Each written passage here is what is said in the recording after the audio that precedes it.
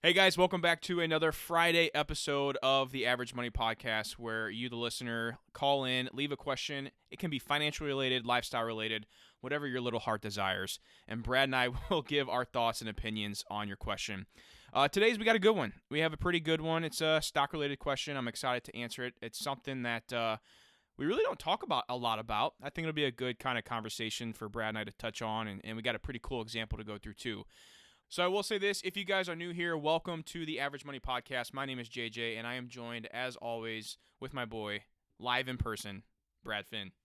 Yeah, man. It's crazy. Here we are. And this episode is one of those where I think we don't take for granted, but there's certain things that we hear that we don't really think that much about, where if you were a new investor, you may not understand like what that is or what's going on. So that's another reason why I love these Friday episodes, because they remind us, where we once were, and they remind us of things that now are just so commonplace for us that we don't even think about it. So please, guys, leave your voicemail questions. Yes. Leave voicemails for us so we know exactly what's going on. And yeah, I'm really stoked. It's going to be a quick, nice, easy episode, and I think we'll be able to clear up a little confusion for people and, set the story straight. Yeah, and I also want to say this too, guys.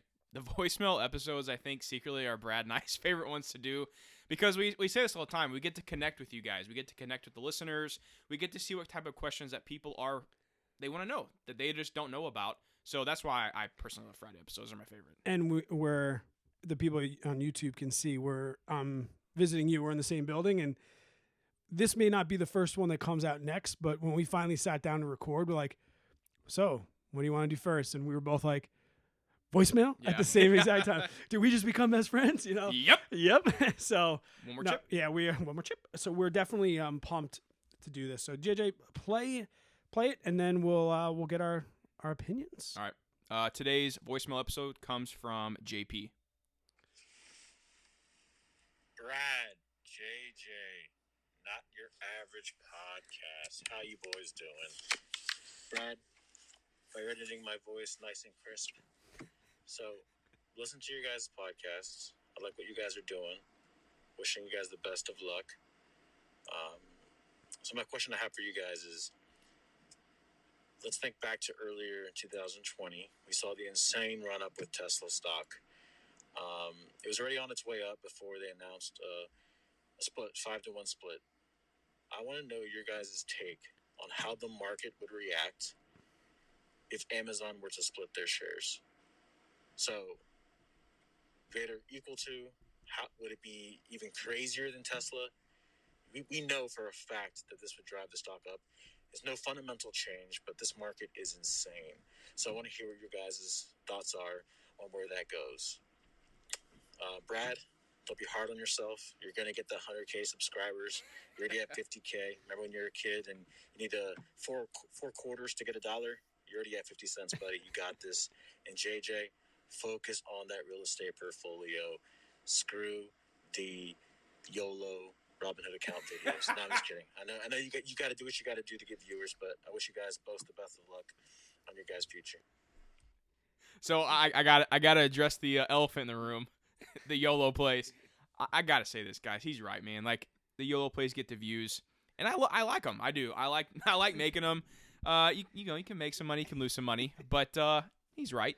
Real estate's where it's at, let's be honest. I think also when we first heard this, we're like, all right, he's kind of chatting with us. We might have to edit some of this out. And then the more times I listen to him, I'm like, that's exactly like, guys, yeah, you can bust our chops a little. You can get to us. And so we're going to leave that in there.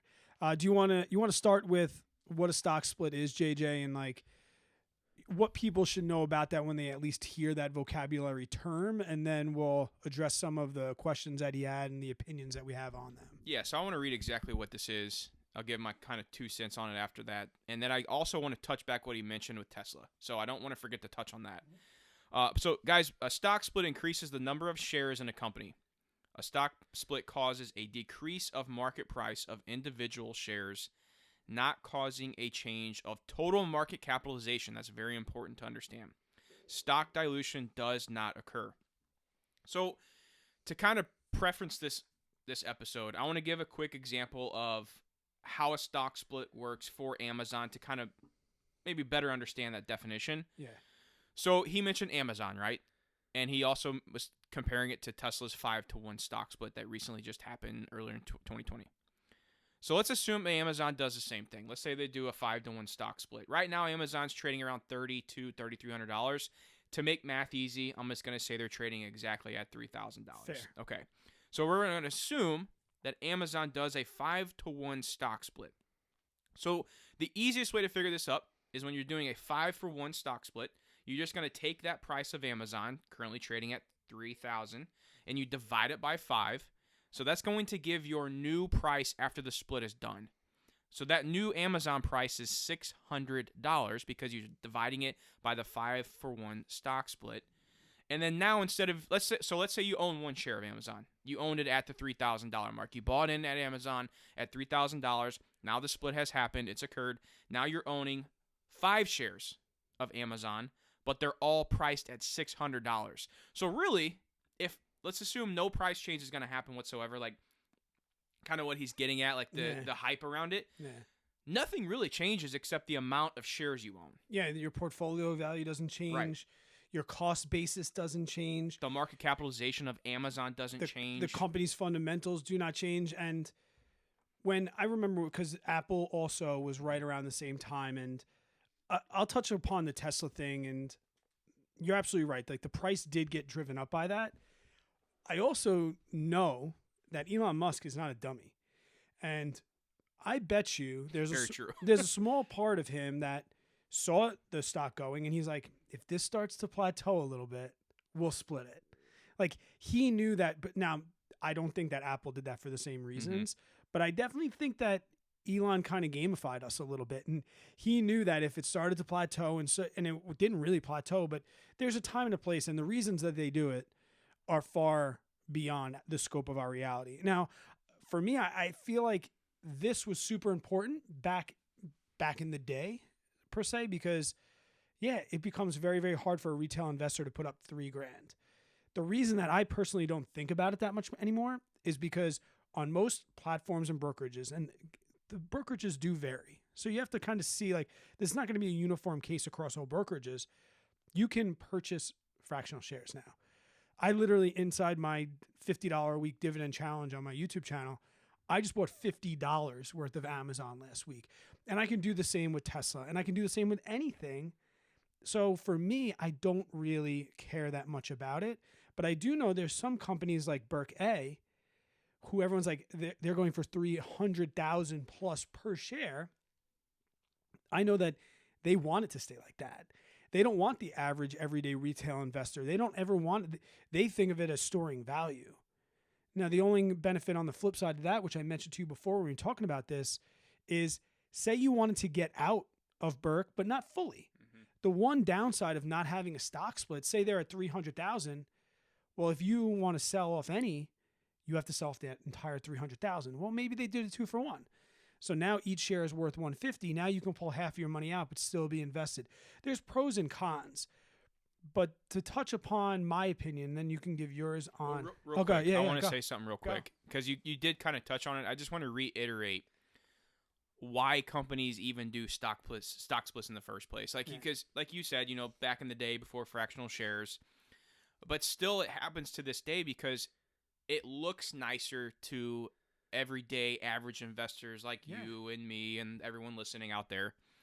When you see Amazon's stock price at $3,300 or whatever it is, it's kind of daunting to be like, man, do I really want to buy into that? It's already gone up so high to where if Amazon's okay, well, we're going to split this back down to 600. Now people see that Amazon, that AMZ and ticker symbol and the 600 next to it instead of a 3,200. It's kind of that like emotional play. They're like, oh, wow, this is cheap. But really, looking under the rug, there's nothing that's changed about it. And they take away the need for somebody to know that you can purchase fractional shares. Yep. Because not everybody knows that either. True. So when they come in and they say, all right, well, I'm going to make it 600. I think Apple, like the thought of seeing Apple at like $100 and something was incredible. Now, and I knew. But if you didn't know that you can buy fractional shares, you're exactly right. They're making it pretty much foolproof and dummy proof. And are they taking advantage of people that maybe don't understand it and think that I'm going to get, if I buy now, I'm going to have more shares later? I can't say that they don't do that. You know, maybe they do. But I think if Amazon did it, I think it would shoot the price up. But guys, one thing I've seen over and over again, and this is whether it's a meme stock or whether it is a stock split, guys, long term. So there's this thing in statistics, and it's called like convergence. And you can look at like the average goes up and down, and right across the middle is an average line. And we talk about this a lot in options with implied volatility. When you're far away from the average, you're most likely to converge back to that average over time as opposed to diverging away from that average. So when Apple did their stock split, yeah, it shot that way above what their average price was selling, their average volume. It shot everything up there. But then after a month, 2 months, it finds its way back to where it was. It converges back to that average. So yeah, would Amazon shoot up a little bit? Yeah. If they did a stock split, I think so too. it would shoot up. Which, and I want to say this too, though. Like, it technically it shouldn't. No, because there's nothing changing about it. It's just the hype around a stock now. I don't know if it's dude. First of all, the freaking market we're living in right now, year of 2020 and 2021, it's unlike I've ever seen. The power of social media, the things that have happened these past year alone, has been absolutely crazy to watch and to be a part of. What a time to be a stock market YouTuber and a financial podcast, all right? But no, I mean, I think definitely to answer JP's like voicemail, the whole point of his voicemail, yes, I do think we would see a craze in the stock price happen in Amazon. Do I think it would be as heavy as Tesla? I'm going to say no. No. Because I think Tesla's more of like they have a diehard following, man. Like your Tesla shareholders, like if you're a true Tesla shareholder, especially from back in like the 200 price range pre-split, like there's no saying anything bad about Tesla. Now I want to say this. Actually, we didn't talk about this. This is one thing that really scares me for all Tesla holders out there, and that is what, God forbid, God willing, but what happens if something happens to Elon Musk? Let's say he gets a heart attack, or let's say he passes away. Again, God forbid. That could be detrimental to that stock price. CEOs make a difference. Especially Elon Musk. I mean, he is the face of Tesla. I don't think that even Apple has recovered as quickly or even to the point when before Steve Jobs passed away. And I wouldn't even say that. And he was sick. We knew he was going to pass away. And I wouldn't even say this, though. Like, okay, first I got to say this. I don't think Tesla's going to go bankrupt because Elon. But I think there would be a huge hit to this Tesla stock price because of the amount of following there is behind Elon Musk and the Tesla brand name. Yeah. Right now, that dude, he can tweet whatever he wants and people are going to buy it. I can't get through this without mentioning a big pro for me for the stock splits. And all things aside, this is not something that average like beginners might understand. But when you're trading options, holding 100 shares is a contract of an option. So one great thing about the Apple stock split was if you own 20 shares of Apple and they did their 5-for-1, you can now sell covered calls on Apple. You have now just put yourself in a position where you hold one contract. And that's the one thing I talked about. And solid point, by the way. That's why five was great because it's the same amount of money. Like we're all building up. If you're trading covered calls, like you need 100 shares, and a lot of us can't just go out and buy 100 shares. So you're building up over time. Well, when you're trying to get to 100 shares of Apple, you look at that price and you're like, oh my gosh, one share, all this money. Well, now, say you have the same amount of money and you only have 20 shares and they do a 5-to-1 stock split, boom, now you start selling covered calls on them. Wow, yep. So that, I think, is a major pro. And I know that, corporate execs and stuff are selling long-term options and things. So I think also fundamentally from a business standpoint, if Elon Musk is holding, let's say he's holding 1,000 shares, well, now he's owning 5,000. Think about how many more options plays him and all of his major shareholders can play. And I'll just, one last thing and then I'm done with the options too, because I get this question often. If you are in like a Leaps option and there's a stock split that you don't know, guys, your brokerage is going to settle that. There might be a holding period. They might start to figure it out. But like, you should not be concerned necessarily about stock splits.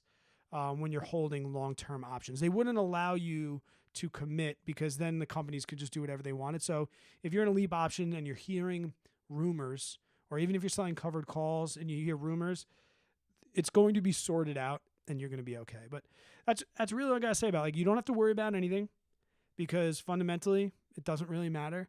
It's not going to change it. It might drive it up for a little bit, but it's going to converge back to its average over time, and we're long-term investors, so that doesn't really matter. Right.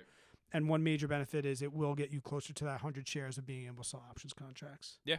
I mean, I think we nailed it. And I hope we answered JP's question. I do. I think we would see a price increase, but I don't think it would be as crazy as Tesla, just because of the following and sentiment that is behind the Tesla brand. And right now, Tesla's bouncing back right now. So, like I said, depending on how long it's going to take for it to converge back to that average, it did go up. Yep. And I think the same would happen, but not something I really care about. And thanks for the kind words too, by the way. 100K to the moon, bro. Diamond hands. Get it.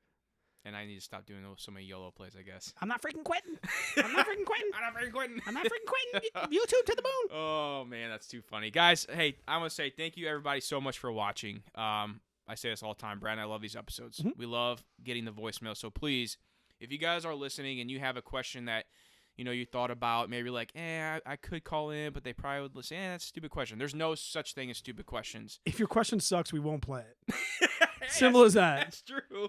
And we don't know who you are, so we can't see you on the street and be like, oh my God, there's JP with that stupid.